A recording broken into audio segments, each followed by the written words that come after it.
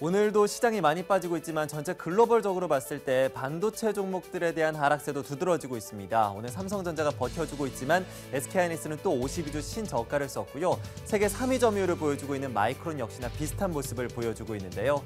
이들이 왜 이렇게 빠지고 있는지 그 이유부터 확인해보고요. 그리고 앞으로 이들에 대한 돌파구는 없을지 그 부분들을 찾아보면서 반도체 업황에 대한 이야기 함께 나눠보겠습니다. 먼저 반도체 산업에 대한 이야기부터 함께 확인해보시죠. 일단 반도체는 크게 두 가지로 나뉩니다. D램과 낸드 메모리로 나뉘는데 이 두 가지의 특성이 상당히 다릅니다. 일단 읽고 쓰는 속도가 D램이 상당히 빠른 반면 낸드 메모리는 느린데요.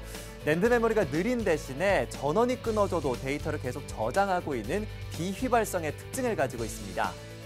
반대로 D램 같은 경우에는 읽고 쓰는 속도가 빠르지만 전원이 끊기면 갖고 있는 이 데이터들을 모두 다 잃는 특성이 있는데요. 이 때문에 PC나 스마트폰에서 빠르게 실행돼야 되는 프로그램들이 임시 메모리로 저장, 즉 D램으로 저장이 되게 되고요. 우리가 쓰고 있는 음악 파일이나 사진 파일들은 모두 다 낸드 메모리에 저장이 됩니다. 우리가 흔히 PC를 살 때 컴퓨터가 램이 8기가고 SSD가 128기가다라는 이야기를 많이 하는데요. 여기에서 말하는 램이 바로 D램이고요. 그리고 SSD 메모리들을 이야기하는 것이 바로 낸드 메모리를 말하는 것이다라고 이해하시면 될 것 같습니다. 그런데 이 D램과 낸드 메모리 시장에서 점유율을 살펴본다면 단연 1위를 차지하는 것이 바로 삼성전자입니다. 그 뒤로 바로 SK하이닉스와 마이크론이 뒤쫓고 있는데요. 이들 기업들의 주가가 계속해서 연 저점을 낮춰가고 있는 모습을 보여주고 있습니다. 바로 메모리 업황이 안 좋을 것이다라는 부정적인 전망 때문인데 실적을 통해서 함께 확인해 보도록 하죠. 이들 기업들의 실적을 보면 일단 전체 실적의 절반 이상을 차지하는 D램의 실적이 계속해서 줄어들고 있습니다. 전분기 대비로 해서 모두 다 줄어들고 있고요. 경쟁이 더욱더 강화되면서 가격은 떨어지고 있어서 수익성은 더욱더 악화될 것으로 보고 있습니다. 그리고 낸드 메모리 분야에서는 일단 세 개사 모두 다 성장을 보여주고 있습니다. 낸드 메모리 실적이 성장하고 있지만 이 4분기 이후부터는 오히려 공급이 수요를 넘어설 것으로 보고 있는데요. 이에 따라서 가격 경쟁력도 치열해지면서 앞으로 수익성은 더욱더 하락할 것이라는 전망이 나오고 있고 주가를 끌어내리고 있습니다. 하지만 이러한 상황 속에서도 일단 점유율 1, 2위를 지키고 있는 삼성전자와 SK하이닉스의 주가가 너무나 과도하게 빠지고 있다라고 보실 수도 있을 것 같은데요. 외국인들의 이탈 현상이 더욱더 가속화되고 있습니다. 지금 최근에 삼성전자, SK하이닉스의 외국인들의 지분 동향을 살펴보고 계시는데요. 삼성전자가 지난 20거래일 동안 외국인들이 14거래일을 매도했고요. SK하이닉스는 그동안에 19거래일을 매도했습니다. 외국인들이 왜 이렇게 이들의 주식을 매도하고 있는 걸까요? 일부 전문가들은 지난달에 내놨던 인텔과 마이크론이 합작해서 내놓은 3D 크로스포인트 메모리에 집중을 하고 있습니다. 전혀 기존과 다른 시스템인데 기능상으로 봤을 때에는 시장 체인저가 될 수 있다라는 분석을 제기하고 있습니다.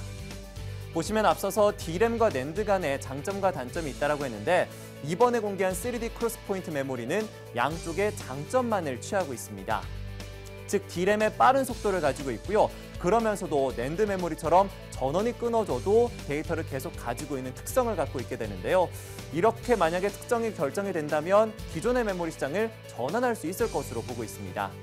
특히나 지금의 시스템은 서로의 보완점을 찾기 위해서 D램과 낸드 메모리를 조합하고 있는데요. 이미 이번에 새로 나온 메모리가 양쪽의 장점만을 가지고 있기 때문에 만약에 3D 크로스포인트가 잘 되기만 한다면 모든 메모리를 3D 크로스포인트로 통합할 수 있을 것으로 기대하고 있습니다.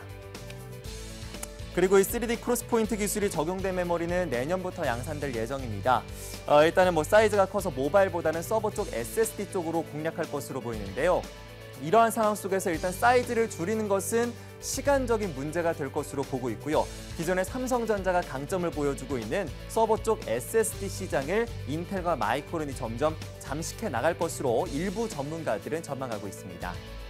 그리고 여기에다가 국내 기업들이 이번에 나온 3D 크로스포인트에 대한 대응 기술이 거의 없다라는 점이 문제가 되고 있는데요.